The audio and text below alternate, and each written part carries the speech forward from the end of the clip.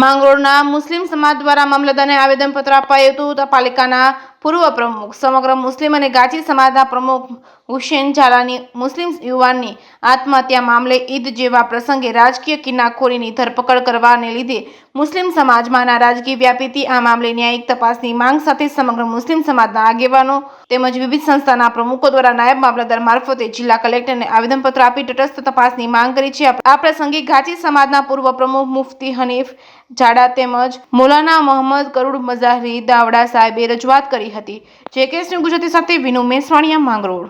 जितने भी समाज है, जमाने हैं, उनके जिम्मेदार और जितने भी बावकार लोग हैं, सब यहाँ मामलतदार ऑफिस में सबकी मुलाकात के लिए हम जमा हुए हैं और उसका मकसद ये है कि ये जो FIR दर्ज हुई है उसमें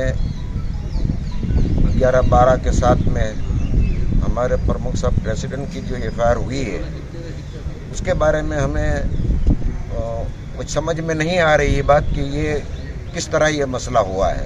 जैसे मुफ्ती साहब ने कहा कि ये मसला ऐसा ही लगता है कि कुछ जानबूझकर ऐसे हालात पैदा कर दिए गए कि ऐसे खिदमत करने वाले आदमी को जो रात दिन समाज की और तमाम कौमों की खिदमत करते हैं, ऐसे आदमी के दामन पर दाग लगाने की ये कोशिश की गई है. इसलिए हमने मामलतदार साहब से दरख्वास्त की है कि इसकी तटस्थ और तहकीक की तपास करने के बाद ऐसे कागजात दर्ज किए जाएं कि जिससे इनके ज़मानत के अंदर आसानी हो जाए.